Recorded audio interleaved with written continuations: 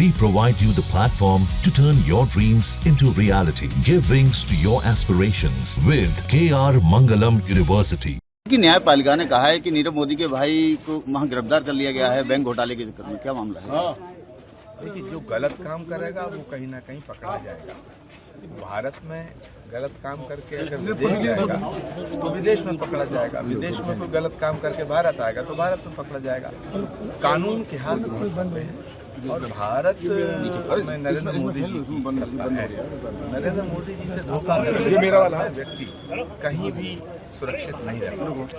अच्छा, राज ठाकरे उद्धव ठाकरे के बिहार में देखिए, सनातन को तोड़ने की साजिश जो करेगा, भारत को तोड़ने की साजिश जो करेगा, भाषा के नाम पे, रंग के नाम पे, क्षेत्र के नाम पे, जातियों के नाम पे, जो सनातन को तोड़ने का काम करेगा, कांग्रेस उसका साथ देगी। कल्याण की बातें सब करते हैं, नारी सशक्तिकरण की बात सभी सरकारें करती थी, लेकिन एक्चुअली जो नारियों का जो सशक्तिकरण का जो इतिहास लिखा जा रहा है वो प्रधानमंत्री नरेंद्र मोदी जी के नेतृत्व में लिखा जा रहा है। और भारत की नारियां धरती से लेकर अंतरिक्ष तक, स्पेस तक बहुत बड़ी बड़ी सफलता हासिल कर रही हैं। और महिलाओं का जो आरक्षण का फैसला प्रधानमंत्री नरेंद्र मोदी जी ने लिया है, ये भी एक बहुत बड़ा एक ऐतिहासिक कदम है।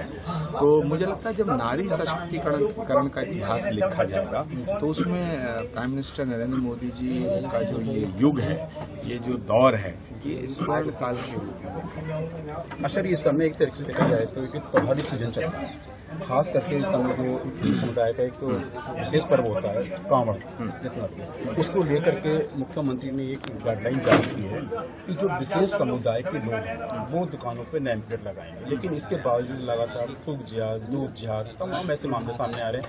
ये क्या कोई विशेष समुदाय का एक एजेंडा है? क्या कहेंगे इसको? देखिए, भारत की जो भूमि है वो तपस्या की भूमि है, साधना की भूमि है और त्याग और बलिदान की भूमि है और ऋषि मुनियों की भूमि है। भारत को कृषि प्रधान देश कहा गया है, लेकिन भारत ऋषि प्रधान देश है। तो कांवड़ की जो यात्रा है ये बहुत ही तपस्या के दिनों की यात्रा है और तपस्या के दिन है। तो जब कोई व्यक्ति तपस्या करता है तो उसकी जो मनोस्थिति होती है वो बहुत ही एक विशेष प्रकार से उसका जो सोचने का तरीका होता है, खाने का तरीका, पहनने का तरीका, चलने का तरीका, उसका जो आचरण होता है वो बहुत ही पवित्र भी होता है और दूसरा सम्मानजनक स्थिति होती है और सादर श्रद्धे के लायक होता है। उसके प्रति सबको श्रद्धा आती है।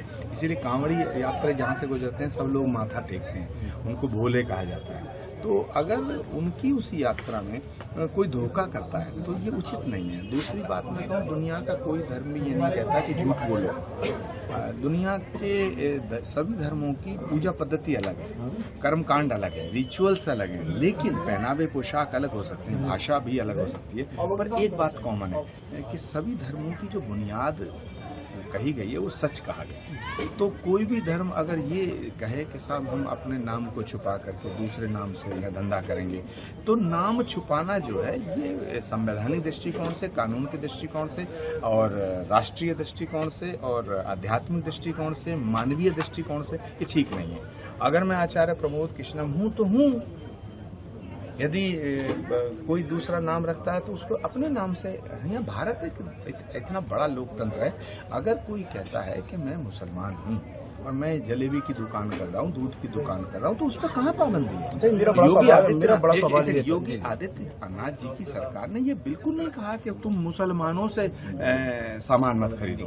उन्होंने कहा कि अपना परिचय जरूर दो। पासपोर्ट में परिचय होता है, स्कूल में परिचय होता है, आप कहीं राजनीति में जाते हैं तब परिचय होता है, आप अस्पताल में जाते हैं तो परिचय होता है। तो परिचय छुपाने की जरूरत क्या है?